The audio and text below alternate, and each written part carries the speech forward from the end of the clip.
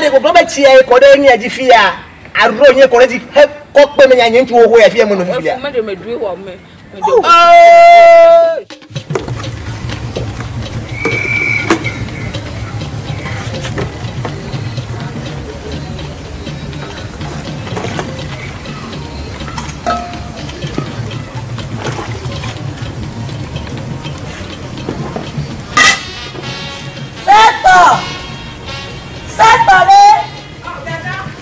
Bagona mala wana tona mava.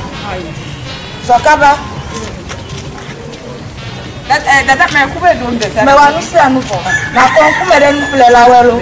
Esia, baba bi si la iro. Koko ajolo. Koko jojue.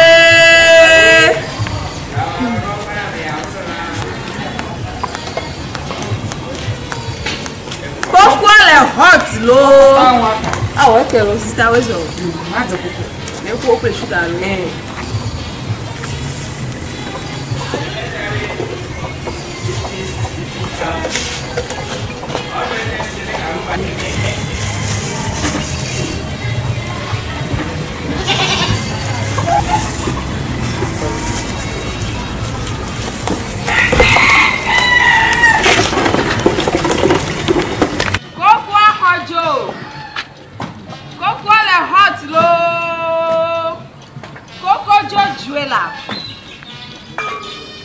Coco Hojo.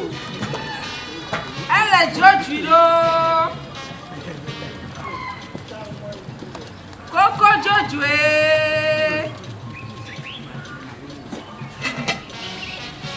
Coco Hojo. Coco Jojo. Coco money. Money. Coco waka.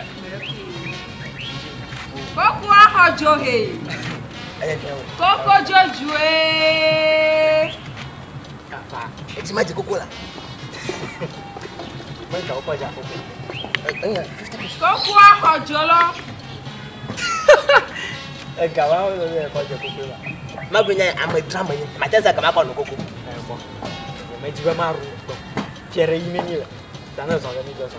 Nyambo matesa kama ko no coco. Ni ga igo. Ma progerori. Inye choma. Oga joba. Le jofa. Ah o nya o. Daiga. Daiga. Ah yo. Ah no coco la po. Afato. Comment no mojima mejo. Go. Coco le hot lo. Coco to. E fo me fo so. Le niki. Ale moto a. Me. Ele coco adomi. Ah me coco le sugar once. Coco la iko pesos. Me coco le ma wa le ma. E va 50 pesos pe la si. Pour que nous la si confiante à 50 mais woto made kuku e ko bade ale nga on ni on biere manu tare wa de share ke gbe do 50 pesos de share ale gbe do ko mo nya c'est bien la faire ma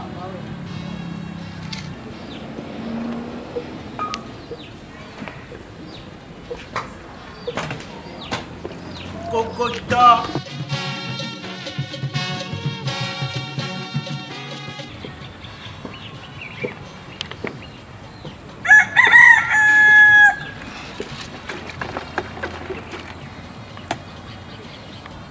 Cocoto.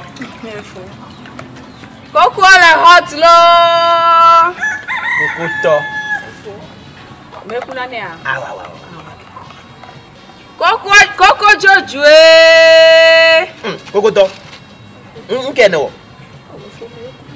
Meji ba ngana ma gbre nke. Ma kuno banya ifia mala. Coco me bio nya. Sugar ke mala ngamu. Kama kusure ko teti college ne ma. Apo.